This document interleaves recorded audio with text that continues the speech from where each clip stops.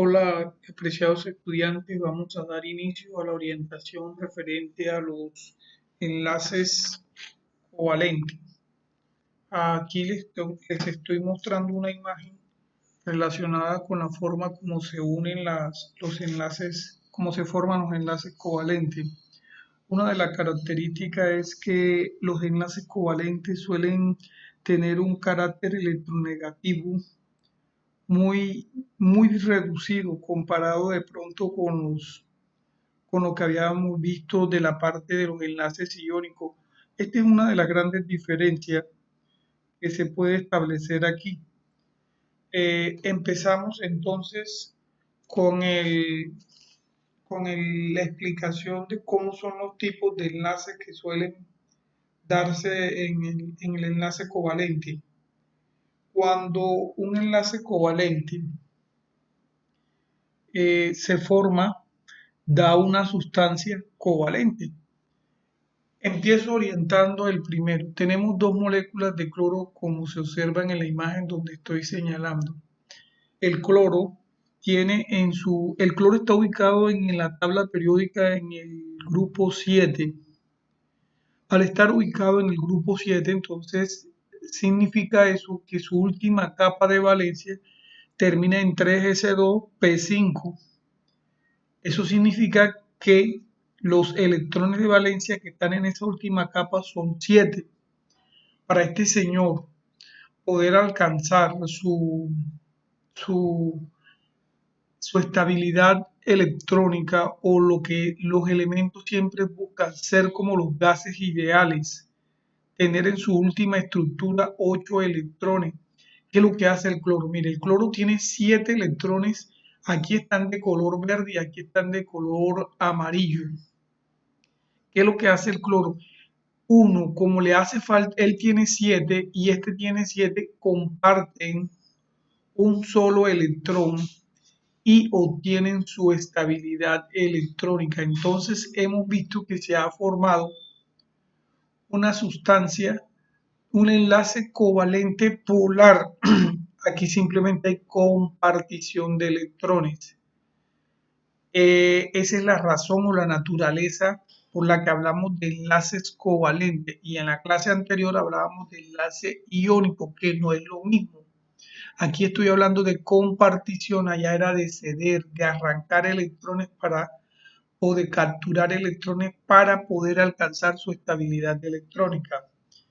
Esto de compartir lo estableció el señor Gilbert Lewis, el señor que nos ayudó con esta interpretación de la formación de compuestos de la naturaleza, porque no había una definición clara por qué se formaban los compuestos.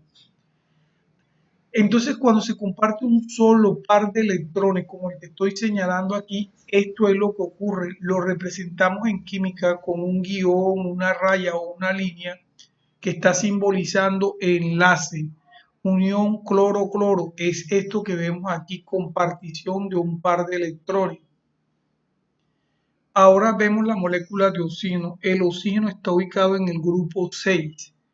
Es decir, que si yo le preguntara a un estudiante cuánto le hace falta para alcanzar su estabilidad electrónica, ya les vengo diciendo desde la explicación de los enlaces iónicos que los átomos para ser estables necesitan tener en su última capa 8 electrones. Si está ubicado en el grupo 6, significa que a él le faltarían 2 electrones para alcanzar su estabilidad. Como este señor también es oxígeno y este es oxígeno, estos se llaman también moléculas diatómicas, di porque vienen de 2 y son iguales. Entonces, ¿qué es lo que hace el átomo de oxígeno? Yo tengo 6 electrones en la última capa, vamos a compartir 2, perdón, 1, 2 pares y tú compartes 2 y obtenemos la estabilidad energética. Si ellos comparten este par de electrones que estoy señalando aquí hay dos. Uno es de este cloro, perdón, de este oxígeno y el otro es de este oxígeno. Miren que los colores nos están ayudando a interpretar esto. Este rojo le pertenece acá y este rosado le pertenece acá. Entonces, aquí hay otro par de electrones. Al unirse, ellos forman un enlace así. Pero como hay un par aquí y un par acá, entonces se forma doble enlace. Esto es un enlace doble covalente. Están compartiendo electrones. Entonces, este ya tiene su estabilidad 4, 5, 6. Estos cuatro se meten como si fuesen de él y por tanto le da su estabilidad. Lo mismo hago con este señor. Tiene 4, 6, pero los dos que está compartiendo más los otros dos del vecino le da la estabilidad. Entonces, juntos y compartiendo tienen una estabilidad que les permite estar en la naturaleza diatómicamente. Diatómica que viene de dos elementos unidos para poder estar estable en la naturaleza. También suele pasar este tipo de enlace. El nitrógeno está ubicado en el grupo 5, es decir, que el nitrógeno para alcanzar su estabilidad energética le harían falta 3 electrones para llegar a 8. Entonces, ¿qué hace el nitrógeno? Toma 3 electrones de su último nivel de energía y los comparte con el vecino de al lado, que también es otro igual que él. Entonces, este señor toma 3 electrones que son aquí. Estos 2 electrones pasarían a los extremos para unirse con los otros, porque en sí nada más tiene 5 electrones en su última capa, no en total, ojo. El número atómico no estoy hablando de su último nivel de energía. Entonces ellos se unen los 3 y los 3 del otro, entonces aquí forman un enlace, aquí formarían otro enlace y aquí otro enlace. Estamos frente a un compuesto covalente que está formado por 3 enlaces, un enlace, 2 enlaces, 3 enlaces, entonces se forma el enlace triple. Hay una compartición de 3 electrones de un lado y 3 electrones del otro. Estamos frente a otro enlace covalente triple. Entonces repasemos. Enlace covalente sencillo, enlace covalente doble y enlace covalente triple. En el sencillo solo se comparte un electrón. En el doble solo se comparten 2 electrones, 1 y 2 cada uno. El rojo le pertenece aquí, está compartiendo 2 electrones. Y lo mismo pasaría con el enlace triple. Se comparte 3 electrones de un átomo más 3 electrones de otro átomo. En total en total habría una unión de 6 electrones que dan origen a un enlace triple. Pasaríamos a la otra diapositiva. En esta diapositiva vamos ahora a explicar cómo se daría el enlace covalente. Por ejemplo, aquí tenemos el cloro. Los puntos negros que ustedes observan son los electrones que representa el cloro en su última capa de energía. El cloro está ubicado en el grupo 7. Por estar ubicado en el grupo 7, tiene 7 electrones en su último nivel de energía. Acuérdense que los elementos, según Lewis, se representan con nada más con los últimos electrones que tienen la capa de energía. No todo, porque si yo empiezo a hacer la estructura del cloro, el cloro no iría con esa cantidad de electrones. Estoy representando nada más la última capa de energía, que son los que intervienen en el proceso de los enlaces. El hidrógeno solo tiene en su última capa de energía un solito electrón. Entonces, en el dibujo representa que al quedar frente a frente el cloro con el hidrógeno, esta flecha nos dice el proceso que sigue a continuación. El hidrógeno, como ve la posibilidad de tener su estabilidad de gas noble, y al cloro por ende también le conviene, porque él le está haciendo falta un electrón para ser estable en la naturaleza. Entonces el cloro no le ve ningún problema que se acerque el hidrógeno y se pueda pegar a él. Entonces, cuando el hidrógeno, que es esta X que estoy representando acá de su electrón, se logra acomodar aquí, automáticamente el cloro alcanzó su estabilidad. La pregunta sería, profe, ¿y cómo quedaría el hidrógeno? ¿Es estable? Pues sí, también es estable. Profe, pero solo tiene 12 electrones, pero es que hay algunos elementos en la naturaleza que pueden tener estabilidad alcanzando máximo otro electrón más, como en el caso del hidrógeno, que es un ejemplo.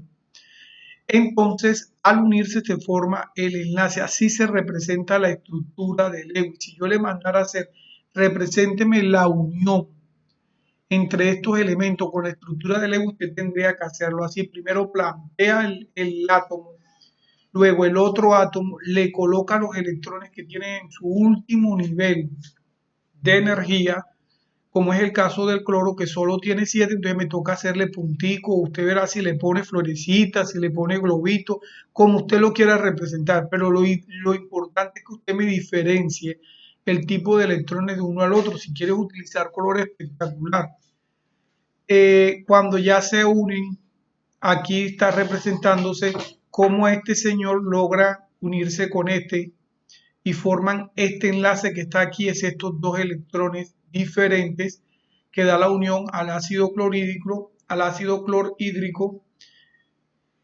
Ahora vamos a representar la molécula del agua, que es un elemento supremamente abundante en nuestra naturaleza. Este 2 que observa aquí significa que el hidrógeno por lo general siempre está en forma diatómica, es decir, siempre está unido a otro igualito a él. Entonces, nosotros en química, cuando te colocan este número, significa que son dos elementos del que estamos hablando. Entonces, a usted le toca, cuando ya vaya a hacer la representación gráfica del señor Lewis, usted tiene que hacerlo así. Coloca un hidrógeno, ahora no necesariamente tiene que ir como lo está indicando esta gráfica. Si a un estudiante le da la gana de colocarlo acá arriba, el otro hidrógeno, pues perfecto.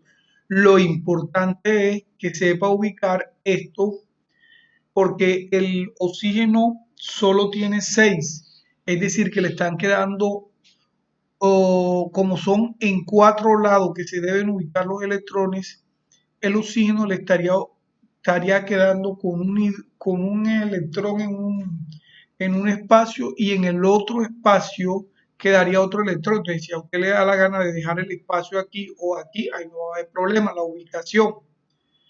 Entonces luego, al unirse el átomo de hidrógeno que le comparten, no le cede, comparten, porque no es un enlace iónico, le comparte el electrón al oxígeno y el oxígeno también comparte el que él tiene con el hidrógeno. Aquí se forma un enlace covalente porque están compartiendo aquí otro enlace covalente y es de ahí donde nace la molécula de agua. La representación de Lewis se puede emplear también para ilustrar la transferencia de electrones que ocurre cuando se forma un enlace iónico. Entonces, ojo que me estoy metiendo con esta palabrita, enlace iónico, tiene que ver con el tema anterior. Eh, aquí vemos el sodio, solo tiene en su última capa de electrones un solo electrón, perdón, en su última capa energética un solo electrón. Y el flúor, según el dibujo que estamos viendo, tiene 7 electrones. Si lo vamos a representar iónicamente, observamos que el flúor le cede, perdón, el sodio le cede el electrón al flúor y al cederle el electrón, el flúor queda cargado negativamente porque él ganó un electrón. Este señor lo perdió dándoselo al flúor, pero igual él se está también beneficiando de la energía del flúor. Él quedó cargado positivamente porque él fue el que lo cedió. Entonces esto se convirtió en un anión y esto en un catión, porque él fue el que cedió y el otro fue el que recibió. Seguimos orientando la actividad. Ahora, para tener en cuenta lo que el profe acaba de explicar, qué ideal sería que usted me haga este ejercicio y me lo anexe a la guía. ¿Y cómo lo va a hacer? No simplemente le voy a dejar la gráfica, le voy a orientar.